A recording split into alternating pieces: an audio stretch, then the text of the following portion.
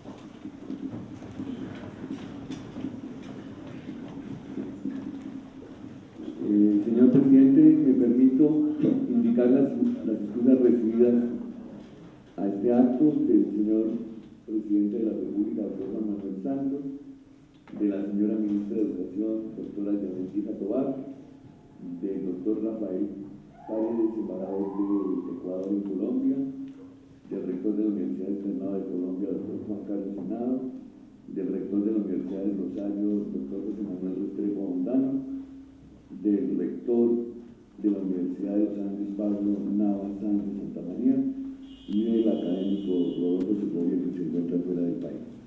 Continuamos con el programa. Saludo al señor presidente de la Academia Colombiana de Historia, doctor Eduardo Blanco.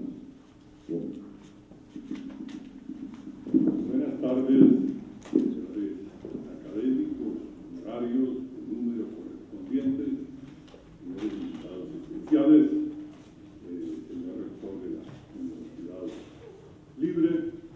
En primer lugar, quiero solicitarles a los señores académicos colocarse de pie para que brindamos homenaje a la memoria del doctor Juan Mendoza Vega, miembro correspondiente de la Academia, fallecido recientemente por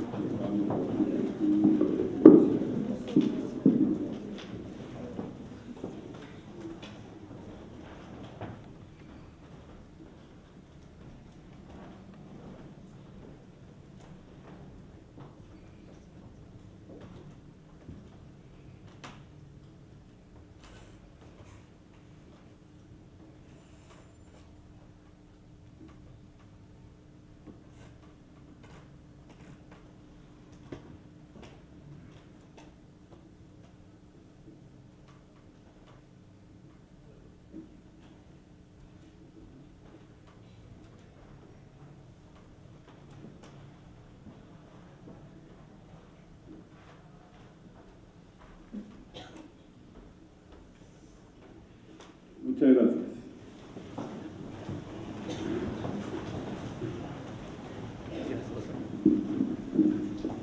Señores académicos, distinguidos asistentes a esta reunión solemne, mediante la cual se conmemora el 103 aniversario del magnicidio del dirigente liberal Rafael Uribe.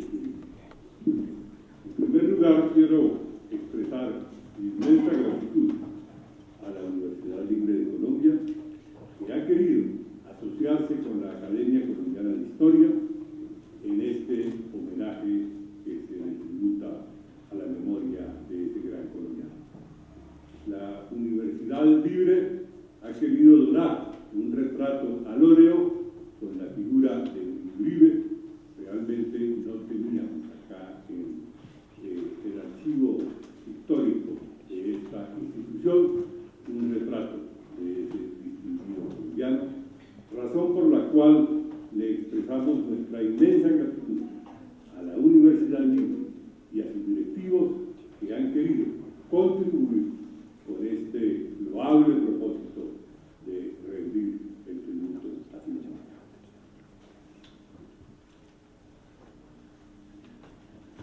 El doctor y general Rafael Uribe fue sin duda un hombre fundamental.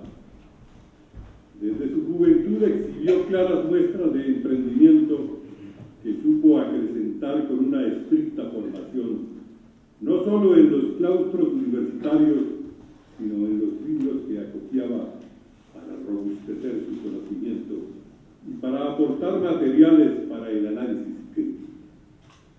Y también podemos agregar su capacidad de interrelación con todas las esferas de la población, en donde aprendió a descifrar el tejido social, a compenetrarse con sus preocupaciones y a luchar por sus urgencias.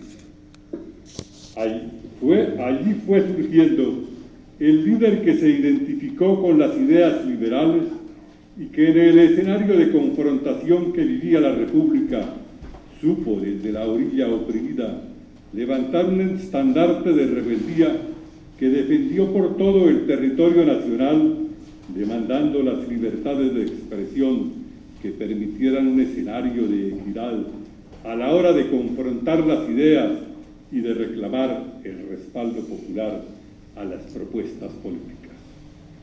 Ese hombre, que había nacido el 12 de abril de 1859 en la hacienda El Palmar, por entonces municipio de Caramanta y más tarde municipio de Valparaíso en el departamento de Antioquia, debió trasladarse muy joven al departamento del Cauca por las delicadas circunstancias que tuvieron que enfrentar los miembros de su familia que participaban activamente en los sucesos políticos de su departamento.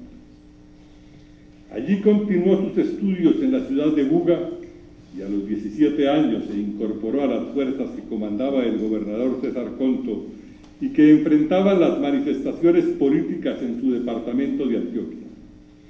Después de estas experiencias, tomó la decisión de trasladarse a Bogotá para iniciar sus estudios de jurisprudencia en el Colegio Mayor de Nuestra Señora del Rosario y se graduó en 1880, en donde de inmediato se declaró como librepensador y tomó la decisión de ser un luchador de las ideas liberales y regresa a Medellín para cumplir con los compromisos de la beca que le habían permitido estudiar. Allí se dedica a la cátedra, en donde experimentaba una sensación muy placentera al sentirse como instrumento efectivo para difundir conocimiento y para integrarse a las nuevas generaciones ávidas de participación en las grandes decisiones del país. Estas experiencias le significaron a Uribe Uribe labrar una personalidad para el foro, para la discusión, para la intervención efectiva en el escenario azaroso de la política y para consagrarse como un gran orador que atraía a las multitudes por su facilidad de palabra, por su capacidad de convicción y por el contenido de su discurso que invitaba a la inclusión, a la participación ciudadana, al respeto de los derechos individuales y colectivos, por la libertad para el desarrollo de la personalidad sin interferencias religiosas, sin imposición de dogmas, sin afloramiento de resentimientos y sin ataduras totalitarias. La preponderancia de un hombre libre y de buenas costumbres que pensara en el país, que se comprometiera con su desarrollo, que fuera respetuoso de sus congéneres y que se proyectara como un individuo integrado a un todo que jalona y que construye. Uribe fue sin duda un ideólogo que, como producto de sus intensas y extensas lecturas, logró forjar un potencial intelectual que le mereció ser reconocido como un auténtico líder. En el campo de batalla no fue acompañado por el éxito y tuvo que verse sometido a constantes derrotas en donde el poder del régimen fue superior y así se hizo sentir. Pero esas circunstancias no lo disminuyeron y logró persistir de manera constante. En 1886 comparece a la Cámara de Representantes como único representante de su partido y allí asume su defensa. Repitió en 1909 y en 1911 asiste al Congreso en calidad de senador. Sus destellos intelectuales los expresaba de manera constante en una gran cantidad de medios de información, ya fuera en calidad de columnista o de director. Entre otros podemos citar La Consigna, La Unión, El Republicano, El Relator, El Trabajo, La Disciplina, El Espectador, El Autonomista y El Liberal.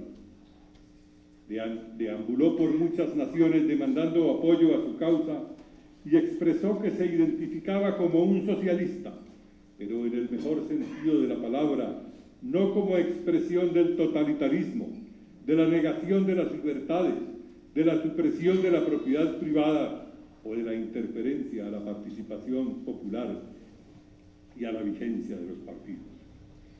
Cuando todavía estaba en el esplendor de su actividad, fue vilmente asesinado y con esa muerte se le propinó un certero golpe a la democracia y a las ideas liberales.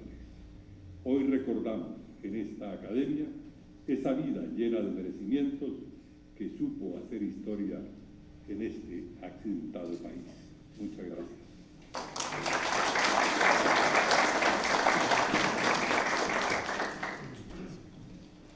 A continuación, palabra del presidente de la Universidad Libre Seccional Bogotá, académico Julio Roberto Galindo.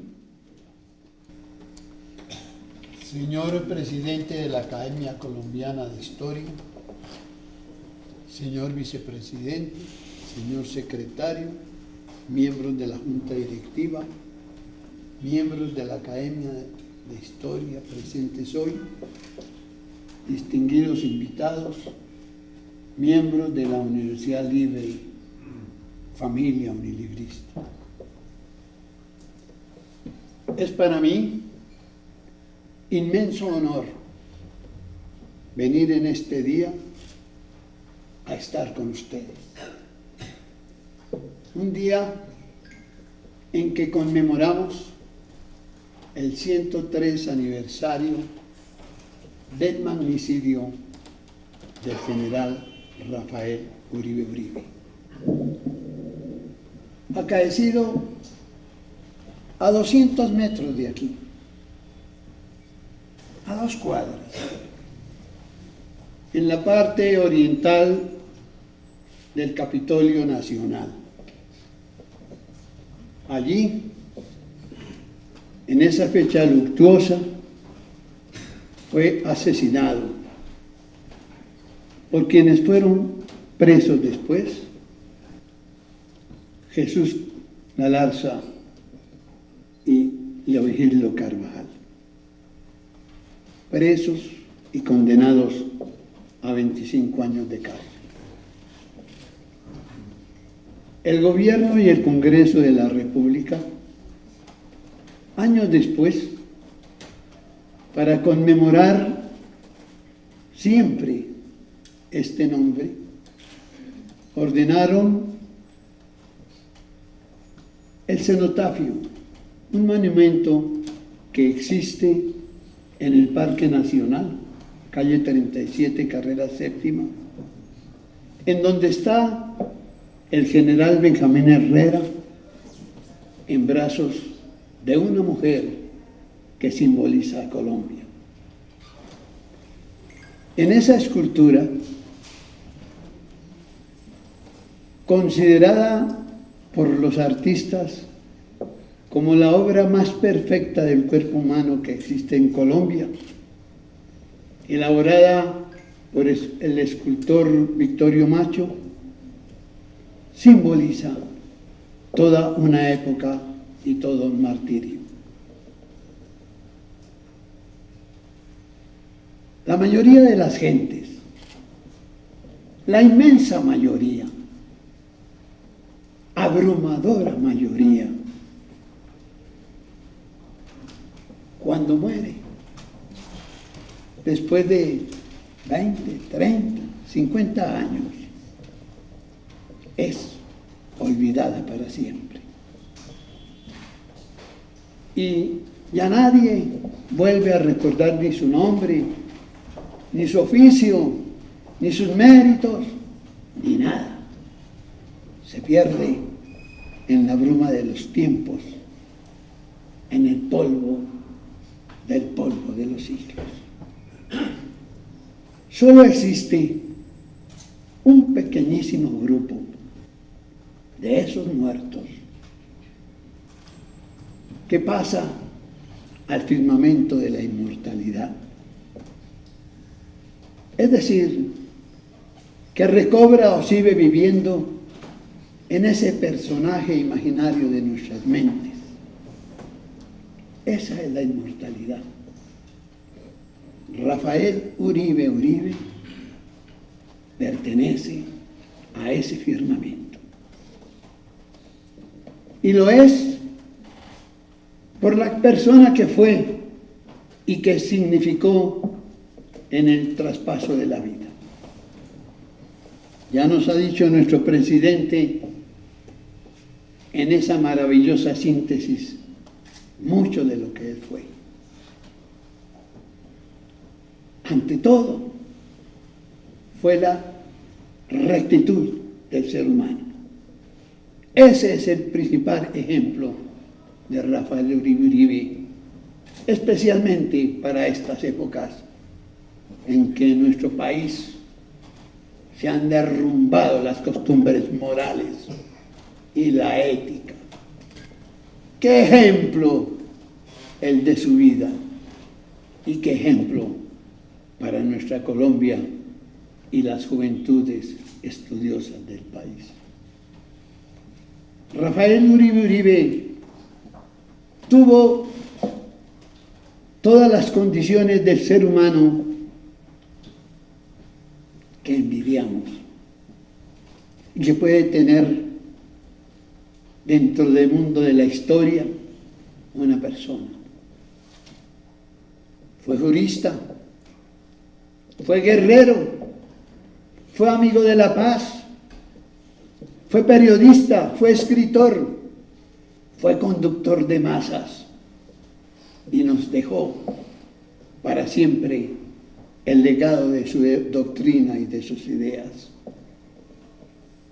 Por eso, la Universidad Libre lo tenemos como el precursor de esa institución, ya que fue el primero que habló de fundar una universidad libre al estilo la que existía en ese tiempo en Alemania, y por sus ideas liberales amplias de democracia, es la guía de nuestra institución. Él es como la primavera de nuestra historia y nuestra conducción. Nosotros hemos tratado en estas fechas siempre de conmemorarlo, y en acto de la universidad. Por eso fundamos el museo, Casa Museo Rafael Uribe Uribe, que figura dentro de nuestras instalaciones, en donde está resumida allí, en un pequeño museo lleno de historia y de amor y de esperanzas, porque consideramos que esos tiempos acá, la Universidad Libre, por su ideología, por sus actos, por los personajes de esa época, se confunde con la propia historia de Colombia. Y entonces, en nuestros actos fundamos también el Colegio Rafael Uribe Uribe. Tenemos en Cali, en una de nuestras seccionales, la clínica para curar el dolor Rafael Uribe Uribe. Y editamos nuestros libros. Y presentamos retratos como el que vamos a develar brevemente. Y tenemos esculturas que repartimos en nuestras seccionales o en instituciones importantes como la masonería, con su esfinge, porque es una persona digna de ejemplo y que, como repito, pertenece como pocos al mundo de los inmortales. También hacemos publicaciones y hoy presentamos este libro que en nueva edición tendremos oportunidad de entregar a todos ustedes, que se llama Rafael Uribe Uribe. Aquí está compilada parte de su vida. Comienza con sus frases que tenemos allí en el museo, casi en letra de oro. El Partido Liberal debe abrevarse de las ideas socialistas. Despidámonos como soldados y saludémonos como ciudadanos. Ni están todos los que son, ni son todos los que están. En fin, así comienza este libro. La primera parte está dedicada a su vida militar, porque fue un guerrero para defender la libertad, porque hay que pelear la libertad cuando hay que hacerlo, y él, como nadie, lo encumbró y lo hizo. Después se dedicó a la paz y a la enseñanza y a la universidad. La segunda parte son sus actuaciones, que ya he anunciado, sus escritos, sus direcciones, etcétera, en el libro. La tercera parte habla sobre el magnificio, su sacrificio, que fue el bautizo para entrar a la inmortalidad. Y la cuarta parte que se refiere a la inmortalidad, es decir, a eso, al recuerdo de las personas. Y hay escritos maravillosos en el libro que lo evocan y que debemos leerlos. De expresidentes como Marco Fidel Suárez, como Olaya Herrera, Alberto Lleras, Carlos Lleras Restrepo, de personajes como Guillermo Valencia, en fin, escritos de historiadores como nuestros socios Eduardo Santa, Otto Morales Benítez. Aquí también hay presentes. Veo al doctor Javier Henao, aquí está uno de sus escritos sobre Rafael Uribe, a Jorge Valencia Jaramillo, que lo condecoraron hace muy poco con la Cruz de Boyacá. Aquí están sus escritos de él, en donde dice que el pueblo necesita de grandes héroes para subsistir.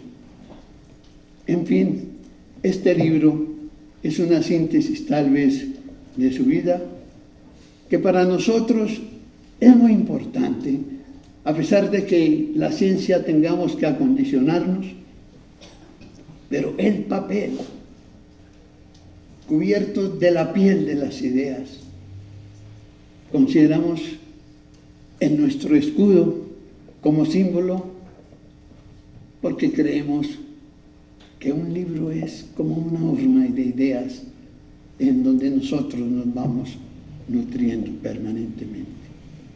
Así pues, recuerdo la definición del libro de nuestro bardo, o del bardo nicaragüense Rubén Darío, cuando lo definió: el libro es fuerza, es valor, es poder, es alimento, entraña del pensamiento y manantial del amor. Todo eso es lo que les queremos, la Universidad Libre, entregar en esta tarde y decirles que la Universidad Libre seguirá siendo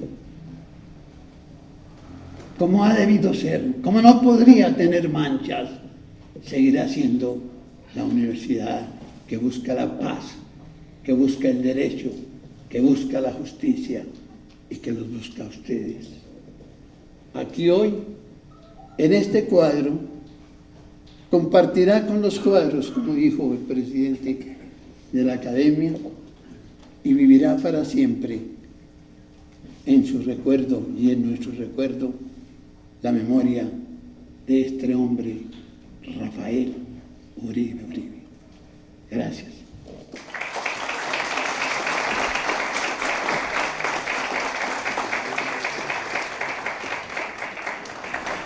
Muchas gracias, doctor Roberto Galindo, su intervención.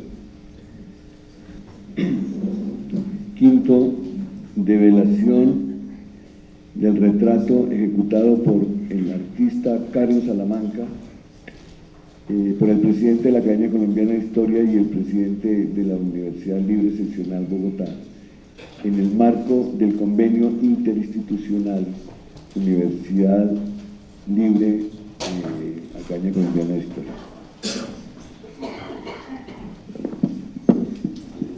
Entonces vamos a proceder a la revelación del cuadro y quiero invitar a las damas miembros de esta academia, a la doctora Teresa Morales, a la doctora Adelaida Zurdiz, a la doctora Magdalena Coradain, a que nos acompañen a la develación del cuadro.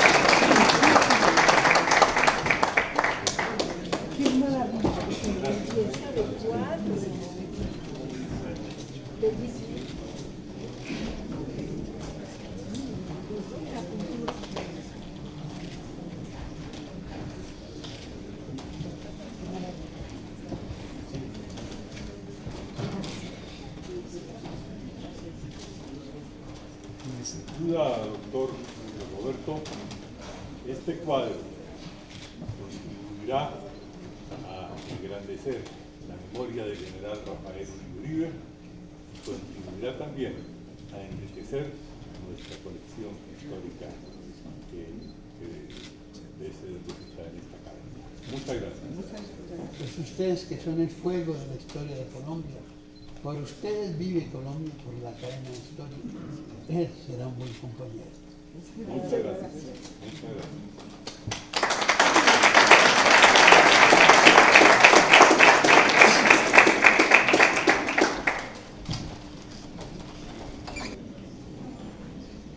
Lectura del discurso pronunciado por el académico del número de la Academia Colombiana de Historia, doctor Rafael Uribe Uribe, el 20 de julio de 1910.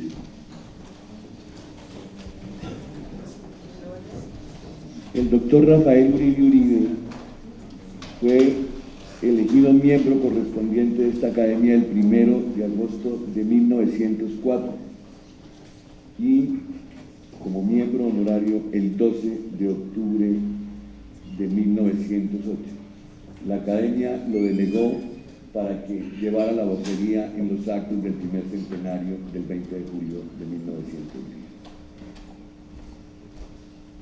Honrado hace pocos días por la Academia de Historia con el cargo de orador para esta sesión solemne, he dispuesto de muy escaso tiempo para meditar la pieza fuerte que la ocasión del centenario requería y que por ventura, aún con espacio mayor, no habría sido dado a mis cortas facultades preparar. Disertaré sobre los antecedentes del Cabildo Abierto de 1810 para esforzarme por establecer la tesis de que el movimiento de emancipación estuvo directamente vinculado al espíritu municipal tan peculiar de la raza latina. El tema es vasto y pide largo estudio. Solo un resumen presentaré reservándome desenvolverlo más tarde hasta donde me alcancen las fuerzas. Con razón se ha dicho que si se trata de escribir la historia de la civilización bastaría escribir la historia del municipio, porque efectivamente, donde no ha existido verdadero municipio tampoco ha reinado civilización verdadera y durable. La formación de los municipios, su desarrollo gradual, sus luchas con los poderes hostiles, su engrandecimiento y su decadencia constituyen uno de los asuntos más interesantes y más fecundos en enseñanzas que la historia política y económica de los pueblos puede ofrecer. Una ley perfectamente demostrada por la misma historia es la que las naciones que perfeccionan su organización social y política mejoran también las condiciones de su régimen municipal, y al contrario. El pueblo donde empeora la situación del municipio es un pueblo desgraciado, porque de él puede asegurarse ipso facto que ha retrocedido social y políticamente, y es natural. La suma de libertad o de despotismo existente en un país cualquiera no puede menos de reflejarse en las instituciones municipales. La idea del derecho y del arte nacieron a un tiempo en las poblaciones griegas autónomas. Se perfeccionaron en las municipalidades romanas y casi desaparecieron con la invasión de los bárbaros. Brotaron de entre las ruinas y la oscuridad de la Edad Media, cuando conquistaron los fueros de ciudades italianas, germánicas e inglesas, verdaderas repúblicas municipales y colmenas humanas, donde se atesoró desde la miel de la inspiración artística hasta la utilidad del comercio, y donde se inventaron desde el crédito y los bancos hasta la imprenta y el parlamento. Circunscribiéndome a la historia del municipio español, del que el nuestro se deriva directamente, debo decir que su origen fue muy distinto al de los pueblos del norte. Cuando en otras partes las comunas procedieron del comercio de la industria, como en Italia, Flandes y Alemania, en España las engendró la guerra. Nacieron entre la batalla de Guadalete, ganada por los árabes en 508, y la toma de Granada a fin de la dominación en 1492. Cada palmo de terreno recuperado en ese espacio de tiempo sobre la invasión musulmana se convirtió en un campo atrincherado que poco a poco se transformó en una ciudad fortificada. Desde el siglo XI empezaron los reyes a otorgar fueros municipales a 105 pueblos, ya que en recompensa de servicios, ya para estimularlos a la defensa contra los árabes. Cada población quiso tener su fuero, y al cabo no hubo ciudad ni villa importante que no poseyese el suyo. Los escribían ellas mismas y los llevaban a la sanción del monarca, acechando de intento las ocasiones en que lo creían más necesitado de recursos, o cuando querían deshacerse de rivales o continuar la lucha contra los 105 infieles. La población de los municipios se componía de dos clases, ambas libres: los hidalgos o ricos hombres y los artesanos y cultivadores. Poseían los municipios bienes cuantiosos sometidos a una administración liberal. El príncipe solo exigía ligeros subsidios, de que se eximía cualquiera que tuviese un caballo de guerra. Las comunas se administraban por sí mismas, asistidos de un consejo numeroso. Los alcaldes elegidos anualmente lo regían todo: policía, finanzas, justicia. El poder central se hacía representar por un adelantado gobernador político y militar que velaba pasivamente por la ejecución de las ordenanzas reales, pero que no intervenía en la administración local. La más antigua entre las cartas forales es el Fuero Viejo de Castilla, dictado para servir de código municipal a Burgos, de donde se extendió a todo Castilla. Luego vinieron las de León, Nájera, Sepúlveda, Oviedo, Logroño, Toledo y muchas más. El fuero tenía tanto de civil y penal como de administrativo y político. Merced a él eran muchas las ciudades-estados dentro del Estado. Nombraban su consejo sin la intervención extraña. Ejercían jurisdicción sin más cortapisa que el recurso de alzada ante la corona en ciertos negocios, es decir, que aplicaban leyes propias y disponían de fuerza para ejecutarlas, y a tal extremo de autonomía llegaban algunas ciudades que gozaban del derecho de acuñar moneda y el de hacerse representar en las cortes, como lo hicieron desde las de Borja en 1174. No satisfechas aún con esto, cada año procuraban las ciudades arrancar a la corona privilegios para robustecer su independencia, y si para algo se unían entre sí era para defenderla contra los reyes, a quienes siempre miraban con recelo. A ese fin se organizaron en Castilla y en León las hermandades o comunidades que al terminar la Edad Media tuvieron incontrastable fuerza y que tan tristemente acabaron en Villalar con don Juan de Padilla. Ni era más tibio el espíritu municipal en la porción de la península sometida a los árabes, aunque el dogma de ellos era eminentemente unitario: un solo Dios, un solo profeta, una sola autoridad religiosa y política. La de los califas, reyes y pontífices a la vez no pudieron resistir la influencia federalista del genio ibérico, y así se formaron en España multitud de reinos, algunos de los cuales solo comprendían una ciudad, y todos con su gobierno, su hacienda, su ejército propio, es decir, con vida autónoma. Conviene advertir que las constituciones municipales otorgadas por los reyes nada contenían que en la práctica no estuviese ya en vigor largo tiempo antes. Lo que domina en ellas es el respeto de la dignidad humana y de la independencia individual. Bien conocida es la fórmula de los regidores aragoneses para dirigirse al rey, comillas: nosotros, cada uno de los cuales vale tanto como vos, y todos juntos más que vos. Perfecto resumen de la idea de que todo hombre libre debe formarse del origen del poder público y da derechos de los ciudadanos. El raciocinio de los consejos de las provincias vascongadas no fue menos certero. Se basó siempre en sostener que sus fueros los debía a sí mismas, no al Estado, pues si estos confesaban, le concedían ipso facto el derecho de quitarse. Comillas: nuestros usos y costumbres, dijeron, se pierden en la noche de los tiempos, los establecen nuestros padres por su propia voluntad y los sellaron con su sangre. Bajo la condición de que los juraran y guardaran, consentimos en prestar homenaje a los reyes. Las declararon ellos en sus cartas, no las otorgaron. Hasta ahí las comillas.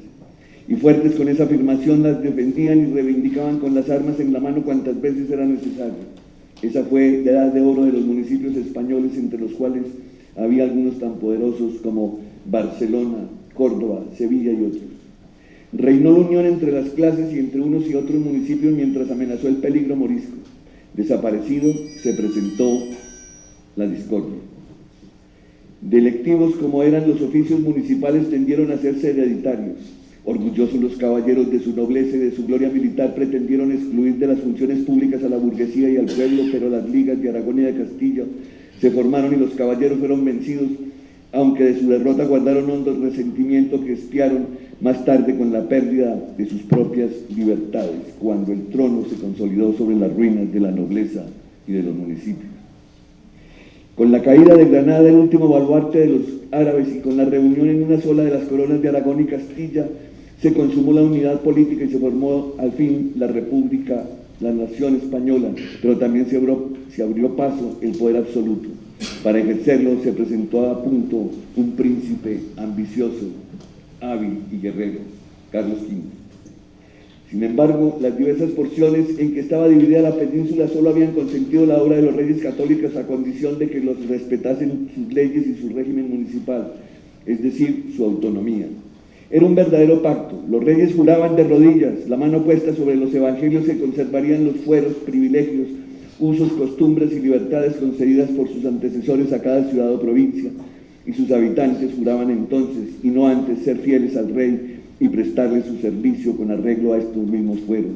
Así juraron nuestros presidentes respetar las franquicias municipales y la garantía de su goce. El propio Carlos V, tan poderoso y temido, tuvo que ir de corte en corte, por Castilla, Aragón, Valencia y Cataluña, a pedir que le reconociesen por rey. En los mismos estados hubo de celebrar cortes. Su hijo, el astuto Felipe II, pues como uno y otro no hubieran jurado previamente los fueros de estos antiguos reinos, seguro está que no lo hubieran admitido a ceñirse la corona. Desde luego que el espíritu despótico que dentro de estos césares espiaba se avenía mal con la diversidad de leyes por las cuales se regían estas comarcas, y miraban con particular ceño las que limitaban su autoridad y los obligaban a doblegarse ante poderes e instituciones hijos de la voluntad de los pueblos. Así es que cuando no podían atacarlos de frente, los limaban a la sorda, como deprimentes de los que creían de la esencia de la potestad real. ¿Cómo habrían de consentir buenamente en preeminencias de la índole del fuero de Aragón, en cuya virtud el rey ha podido entrar allí con tropas de Castilla, si Aragón no lo consentía, ni nombrar virrey que aragonés no fuese, ni arrancar de manos de justicia al que bajo él se amparase? Creyéndose humillada la corona, solo se develó con ir poniendo todos los reinos a su mismo nivel, el del despotismo. De ahí el menosprecio por las cortes, y de ahí el ir acabando poco a poco con las franquicias municipales. Se buscó la unidad de la servidumbre, se confundió la unidad con la tiranía, como un error en que se ha incidido en otras épocas y en otros países, pero la tiranía y en la servidumbre desaparecieron la grandeza y la dignidad de España. Carlos V, al fin como forastero, disgustó a un tiempo a la nobleza altanera y a la rica burguesía. Las ciudades se quejaron, el emperador no hizo caso. Receloso de la fidelidad de sus súbditos, los hizo gobernar por extranjeros, lo que llevó a su colmo el desagrado y determinó la insurrección. Mas la antigua levadura del rencor y sus intereses de casta indujeron a la nobleza a desertar de causa popular y a ponerse de parte del trono. Abandonadas las comunas, pudo comprobarse una vez más la superioridad de un poder centralizado sobre las fuerzas indiscriminadas e indisciplinadas de insurrecciones más seguras de la justicia de su causa. El ejército de los comuneros fue alcanzado por las tropas reales en Villalar, año de 1521. No hubo propiamente batalla. Fue una rota, una dispersión sin resistencia. El jefe, don Juan de Padilla, subió al cadalso y los fueros municipales quedaron abolidos. Con lo que ellos quedaban, acabó Felipe II en la célebre ocasión de su lucha con Antonio Pérez, y el nombre de Juan de Lanuza, defensor de los fueros de Aragón, quedó escrito en ese martirologio que los pueblos libres deberían recitar a diario. Creo bien que en los salones de nuestras municipalidades, aliado de los retratos de Galán y de Alcantús, de Torres y Acevedo y Gómez, no deberían faltar los de Padilla y de Lanuza, héroes de la misma causa, las libertades municipales. En resumen, la autonomía municipal en España tuvo una fuente remota en las antiguas tribus autóctonas, la perfeccionó la prudente política de Roma, desapareció con la irrupción de los bárbaros y renació al favor de la reconquista contra los árabes. Entonces los organismos locales fundaron la libertad, educaron el Estado llano, inspiraron el derecho, recabaron las cartas pueblas, crearon las milicias locales y emanciparon a los siervos. El municipio era el monumento más histórico y más genuinamente español que hubiese en la península. Acabó con él la Casa de Asturias, al cabo como denominación extranjera. Lo que expiró en el cadalso de Padilla fue el municipio, con el municipio las Cortes, que rara vez volvieron a reunirse, y con las Cortes las libertades públicas y el mismo genio nacional. A los cabildos elegidos por el pueblo sucedieron los corregidores perpetuos, designados por el rey en reemplazo de los síndicos populares. Vinieron los oficios venales, en vez de los procuradores los aúlicos y en lugar de los próceres los cortesanos. La imagen borrada de la tradición municipal se refugió en la literatura. Calderón escribió entonces El alcalde de Zalamea, apología del municipalismo español y uno de los primeros dramas del teatro moderno. pero como esas plantas que arraigan hondo en las entrañas de la tierra y que aun cuando la superficie sea arrasada brotan de nuevo a la primera circunstancia favorable, el municipio español resurgió el día de la epopeya nacional, la guerra de independencia contra Francia.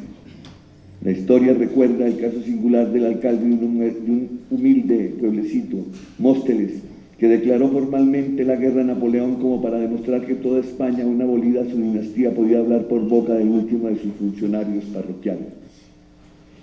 En una entrevista de Castelar con Gambetta, después de la guerra franco-alemana de 1870, preguntaba el gran patriota francés al gran orador español: ¿qué tenían ustedes en Francia en España, en 1808?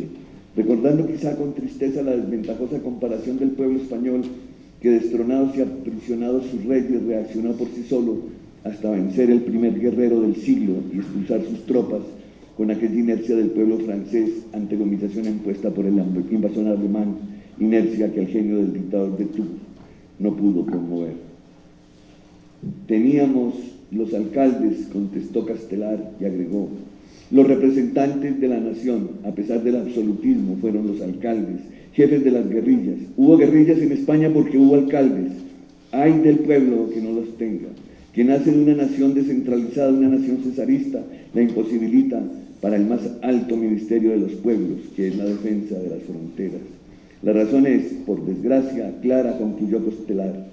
Por cada hombre que se sacrifica en aras de la humanidad, hay cientos que se sacrifican en aras de la patria, y por cada cientos que creen en la nación entera, hay 1000 que tienen por única patria al municipio donde está su hogar y cuyos más arraigados sentimientos son los locales y de la familia. Por la defensa de los penantes han sido los más altos hechos de armas que registra la historia, desde el paso de las Termópilas y el suicidio colectivo de Numancia y de Sagunto hasta el incendio de Moscú y el sitio de Zaragoza y de Gerona. Gambetta, convencido, asintió, y en cuanto hizo parte del primer parlamento de la República Francesa, puso la ley que modificó el régimen del municipio en sentido descentralizador y devolviéndoles la elección de sus alcaldes que el Segundo Imperio les había quitado. La vuelta de los Borbones con Fernando VII fue la señal de un nuevo eclipse para la libertad de España y de consiguiente para la desaparición de la autonomía municipal, que después ha estado sujeta a todos los vaivenes de la atormentada vida política de nuestra antigua madre patria.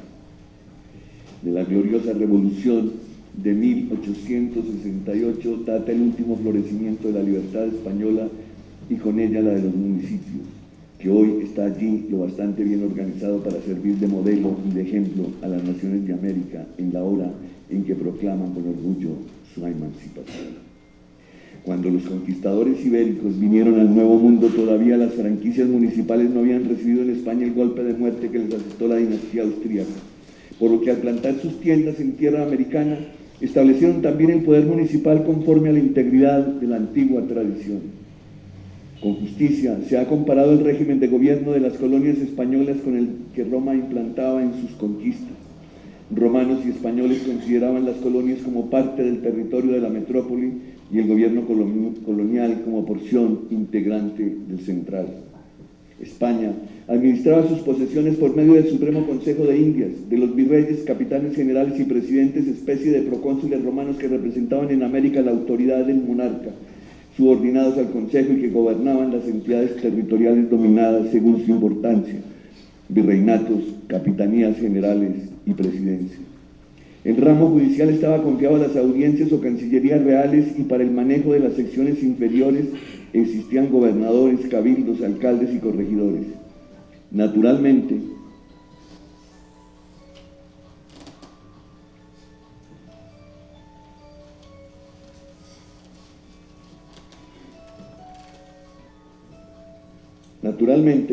al adaptarse al medio nuevo en que iban a funcionar, aparecieron radicales diferencias entre los cabildos americanos y los ayuntamientos de Castillo y Aragón respecto a su mecanismo y a su influencia, pero siempre la raíz de institución, sus fueros y prerrogativas arrancaban en las comunas españolas.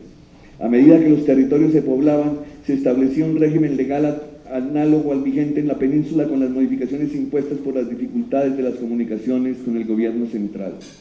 Todos los años, dice el célebre jurisconsulto, don Juan de Solórzano en su política indiana, deben los vecinos elegir los regidores de sus cabildos, y estos los jueces, alcaldes y demás oficios necesarios en tales repúblicas, los cuales se han de proveer en personas capaces y que no tengan impedimento contra el tenor de las leyes y ordenanzas reales, y que sean de fuera de los que al presente son capitulares de sus cabildos, porque los tales, hasta que pasen 2 años, no se pueden elegir para alcaldes ni para regidores hasta que no pase 1, porque esto se guarda y observa en todas las Indias, para que los dichos oficios gocen todas las personas beneméritas. Hasta aquí Solazzo. La elección se practicaba con regularidad, en presencia del gobernador todos los años. En enero, por Real Cédula de 1594, se recomendaba que los vecinos pueden hacer elección de sus cabildos libremente. En toda cédula se ordena a los virreyes, oidores y gobernadoras que dejen votar a los regidores y alcaldes y que no se interpongan en favor de sus parientes, ni de sus mujeres, ni otros allegados. Pueden ser elegidos, agregan esas leyes, los vecinos y naturales de las ciudades siempre que tengan casa poblada para honrarlos y experimentarlos, con tal de que no tengan oficios como tiendas de mercaderías en que ejerzan y midan actualmente por sus personas, debiendo preferirse a los descendientes de descubridores siempre que sepan leer y escribir, aunque esta condición se disimule en los pueblos cortos. Estaba reservado a la República quebrantar esas sabias prescripciones y practicar menos bien el gobierno municipal cuando por la independencia quedó confiado a estas manos que cuando pendía de la metrópoli. En el orden municipal podían los cabildos americanos por ser solo una sombra de las antiguas comunidades de la madre patria. La representación por ellos del común del pueblo podía ser solo nominal o teórica, pero en su constitución existía el germen de un principio democrático desde el que se le señalaba la función legal de llevar la voz popular hasta el punto de tener derecho a convocar al vecindario a cabildo abierto, que no era un simple plebiscito para aprobar lo que el Consejo ya tuviese pensado o resuelto, sino una especie de congreso municipal para deliberar sobre los intereses del pueblo en casos extraordinarios y para decidir por voto directo, como en las democracias de la antigüedad. Ese derecho pudo no pasar de una ficción durante la colonia, pero las fuerzas vivas del pueblo se encargarían de convertirlo en realidad tangible apenas llegase la ocasión propicia, y en efecto, en los cabildos brotó la chispa revolucionaria de la hora histórica de la emancipación. En principio, los cabildos coloniales procedían sin duda de un sufragio algo remoto, pero la elección anual de los oficios conferidos al vecindario honrado los acercaba periódicamente al pueblo, refrescaba sus títulos en la fuente primitiva de toda autoridad y lo rodeaba del prestigio de que nunca carecen las instituciones que tienen la libertad por base. El cabildo colonial vivía del pueblo y para el pueblo. Árbitro de los intereses municipales, administraba las tierras pertenecientes al común, manejaba los bienes de propios y arbitrios para aplicarlos a los objetos peculiares de su misión. Estaba encargado del fomento urbano, representaba la autonomía vecinal e investido por la personería de la ciudad, a ella apelaba en los casos difíciles que requerían una decisión especial. En las obras de los historiadores de la conquista se encuentra el procedimiento empleado por los españoles para fundar una ciudad, indicando el nombre, demarcados los límites de la jurisdicción, señalados los ejidos y plantado el árbol de justicia en el centro de lo que había de ser plaza. Se ponían 2 varas en manos de los primeros alcaldes ordinarios que se distribuían las funciones como triunviros de los municipios romanos. Luego se nombraban por elección los regidores que habían de formar el cabildo, y reunido este al día siguiente designaba a los empleados municipales, y en su acta primera nunca omitía dejar constancia de que obraba por derecho propio, conforme a uso y costumbre, como si allí hubiera existido siempre el municipio y no debiera tener fin. Más tarde, el influjo del nuevo orden político en España cruzó el mar y modificó algo el régimen municipal americano. Los cabildos o ayuntamientos vinieron a componerse entonces de justicia mayor que les presidía y de los regidores que ya no eran la de elección popular, sino que compraban sus empleos, pero que conservaban el derecho de nombrar a los alcaldes ordinarios, a los pedanos o corregidores y a los jueces. Ese derecho les ha sido retirado a las municipalidades durante la República sobre pretexto de falta de capacidad de los distritos para el gobierno propio, lo que parecería implicar la confesión de que con la independencia hubiésemos retrocedido. La fuerza de las instituciones municipales en el periodo colonial lo comprueban varios hechos recordados por el historiador Vergara y Velasco. El presidente Fernández de Córdoba, que gobernó de 1645 a 1658, reconoció solemnemente al Cabildo de Santa Fe su derecho a intervenir en defensa de los intereses de la colectividad. En cambio, el Cabildo se presentó por fiador de aquel funcionario en el juicio de residencia que a todos los de su clase les tomaba entonces con rigor, y que bajo la República, salvo 2 casos de excepción ejercidos por medio de la fuerza, no ha sido posible exigir a ningún gobernante, sea presidente o ministro, hasta el punto de haberse optado por consagrar francamente la irresponsabilidad casi absoluta como precepto constitucional. Lo contrario ocurrió con el presidente Diego de Córdoba en 1712. Quiso ausentarse sin dar fianza de residencia, a lo que se opuso el Cabildo de Santa Fe. Reducidos a presión, los regidores se sostuvieron con interés en su derecho y el presidente Córdoba acabó por doblegarse ante la autoridad del ayuntamiento, aviniéndose a llenar la formalidad requerida. En la República rara vez hemos visto a los consejos hacer otra cosa que plegarse a los plebiscitos de la adulación y servir complacientes de instrumento a los planes políticos del poder central. De manera que el Consejo de Santa Fe estaba organizado con poderes bastante para poner a raya a los presidentes y virreyes, y si esto sucedía en los siglos pasados con el Cabildo de Bogotá, ¿qué mal podía desarrollarse bajo el poder colonial absorbente y dominador? Es obvio pensar que los otros ayuntamientos distribuidos por todo el país y más independientes alcanzarían un concepto más claro todavía de sus derechos, puesto que las libertades comunales solo se desenvuelven en atmósfera libre y en campo propicio a la expansión social. Fuera de Bogotá había indudablemente más vida municipal. Era corriente que estuviese radicada donde el influjo del poder central llevaba debilitado por la distancia de los desiertos intermedios y donde los hombres se agrupaban en las comunas lejanas, esparcidas en un vasto territorio alrededor del cabildo como institución popular y única. Y esos cabildos, lejos de la sombra agostadora de las autoridades coloniales, era lógico que desarrollaran más libre y espontáneamente su fuerza, que en el momento histórico de la emancipación había de exhibirse tan hermosa y pujante. El movimiento de los comuneros del Socorro de 1781 giró alrededor de los cabildos, como su nombre mismo lo indica, pues repetía el de la insurrección de las comunidades de Castilla y aspiraba a defender las libertades comunales contra la imposición arbitraria de nuevos tributos. Don Juan Francisco Bermeo, al suscribir con los delegados de Bogotá las capitulaciones del Mortiño, dijo obrar a nombre y con la representación de los 66 cabildos que habían apoyado el movimiento. En los 35 artículos de que constaban se proveían necesidades que solo el conocimiento de la vida local podía revelar, como el del precio del papel sellado, la supresión de la alcabala sobre los víveres y de las guías y tornaguías, la rebaja de los precios de la sal, la prohibición de obligar a los vecinos a costear las fiestas religiosas y la garantía de 2 derechos que ya miraban para más lejos como preludios de independencia. El que los empleados se le dieran a los americanos y de que los oficiales de las comunas pudieran instruir a sus compañías en el ejercicio militar los días de fiesta. No se hubiera impedido por engaño en venir hasta Bogotá el ejército de los comuneros, y es harto probable que por la sola fuerza de las cosas el movimiento de independencia se habría apresurado casi 30 años. Fue por encargo del Cabildo bogotano que tomó el doctor Camilo Torres la redacción de la petición a la Junta Central de España para que dispusiese la formación en América de juntas de gobierno análogas. Ese documento admirable de elocuencia anunció la separación eterna si no se hacía justicia, y fue el que formó en tal sentido la opinión que estalló el 20 de julio. La circulación secreta de ese escrito y su ávida lectura tuvieron el más poderoso influjo para desarrollar los gérmenes de la revolución. Coadyuvaron al mismo propósito 105 reclamos presentados al Cabildo por el síndico procurador don Ignacio de Herrera. A la cabeza del Cabildo de Cartagena como alcaldes ordinarios estaban los doctores José María García de Toledo y Miguel Granados y el doctor José Antonio Ayos como síndico procurador, quienes exigieron también al gobernador Montes la instalación de una junta provincial de gobierno y el envío de diputados a España, y como Montes resistiera, el Cabildo lo redujo a prisión el 14 de junio.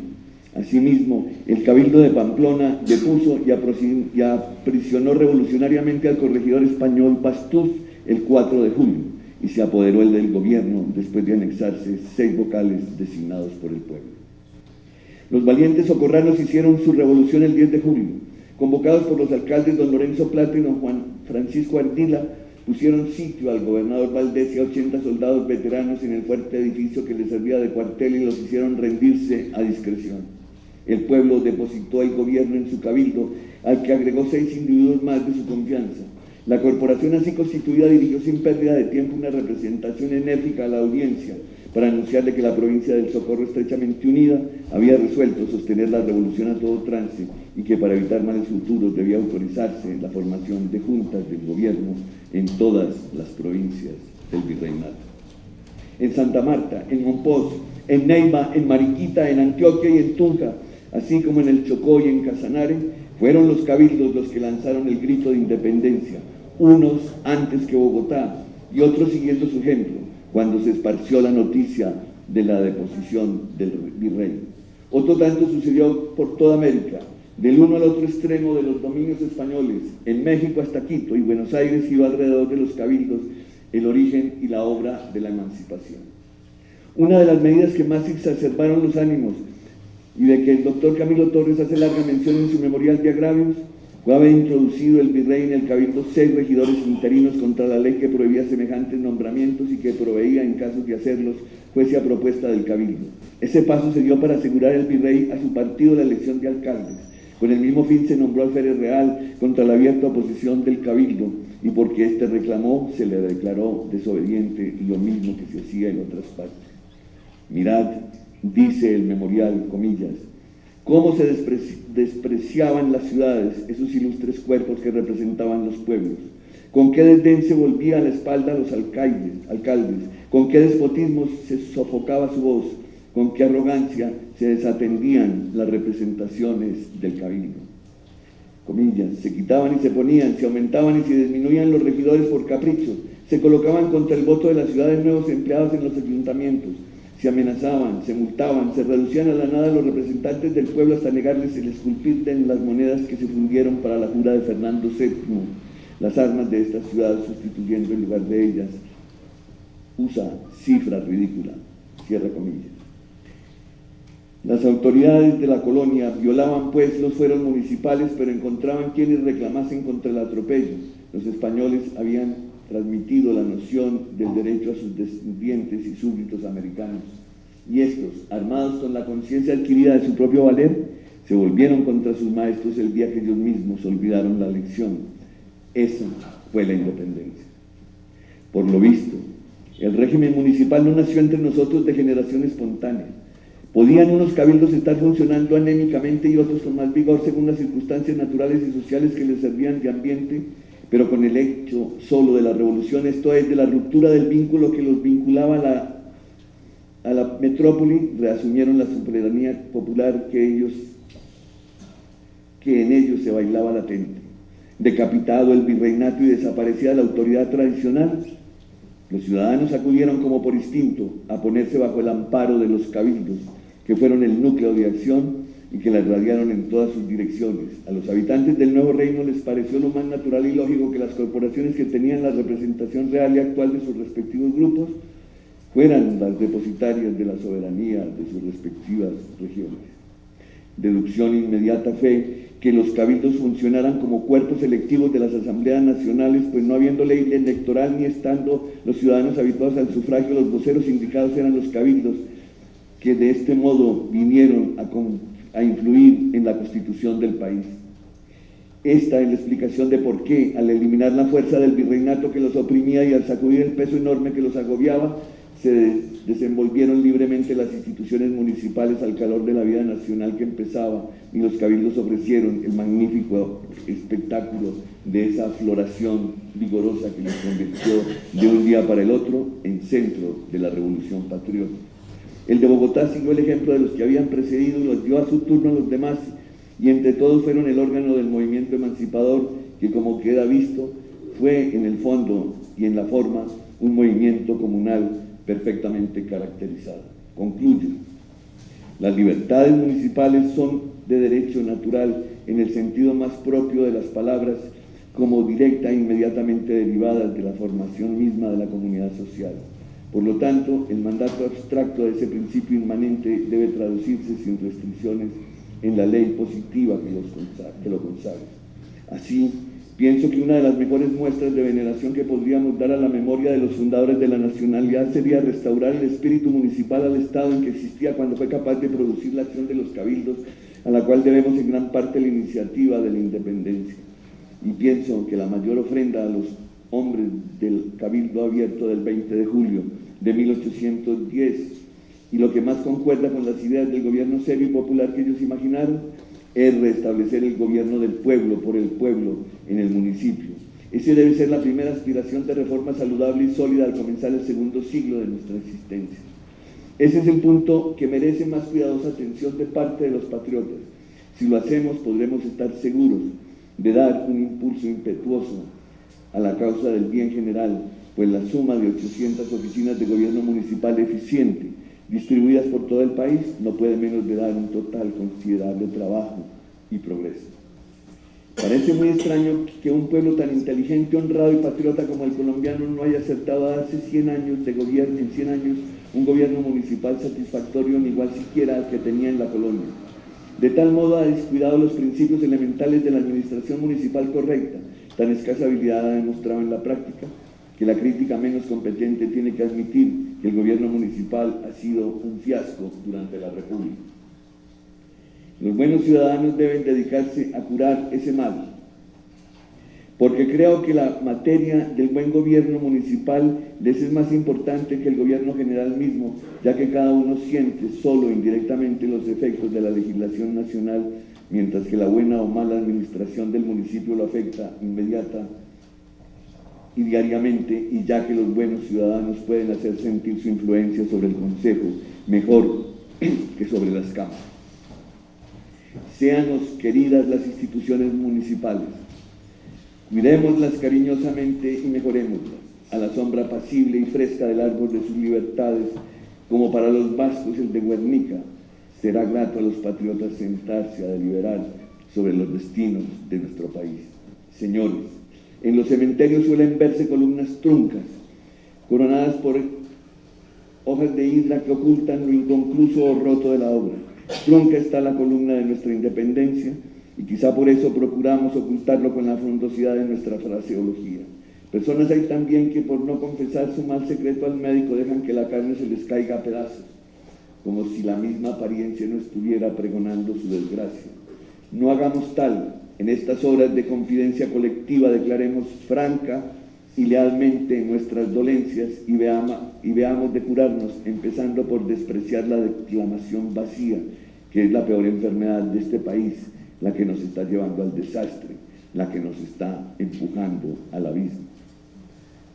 Mucho tenemos que aprender, mucho tenemos que trabajar, mucho tenemos que andar todavía para considerarnos de verdad pueblo independiente y culto. Todos nuestros males patrióticos, todos nuestros excesos, todas las inútiles agitaciones e inquietudes, todos los movimientos anárquicos de nuestra imperfecta democracia proceden de una sola causa: nuestra deficiente y torcida educación política. Si alguna autoridad tiene en esta hora mi palabra, permítaseme sugerir para sanar nuestros males dos grandes remedios: paciencia y patriotismo. Paciencia, que cuando se trata de los pueblos debe llamarse constancia en la lucha, y patriotismo para afrontarla con calma y sin desaliento, aún desafiando las amarguras que la injusticia trae consigo. Paciencia y patriotismo, que son los únicos que dan al pueblo esa fuerza invencible que la hace capaz de esperar las soluciones definitivas, inspiradas en el espíritu amplio de las instituciones republicanas que nos legaron los padres de la patria. Amemos y defendamos la patria, pero amemos y defendamos también la libertad. Esa es la lección austera de los próceres. Aprendámosla.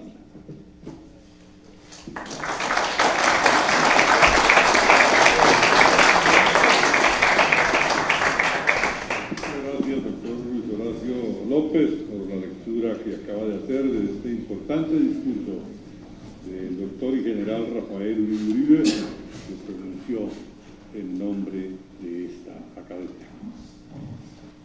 Antes de finalizar el acto, quiero informarles, señores académicos, que las próximas sesiones de esta academia son las siguientes.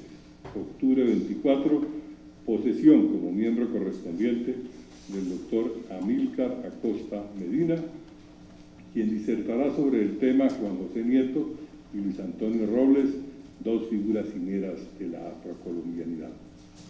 El 26 de octubre, posesión como miembro honorario del expresidente Belisario Betancur. Esta sesión se realizará a las 11 de la mañana.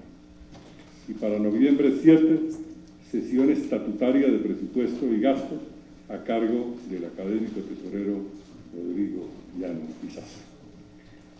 En consideración a que el orden del día se ha agotado, se levanta la sesión y la Universidad Libre nos invita a todos a un vino de honor.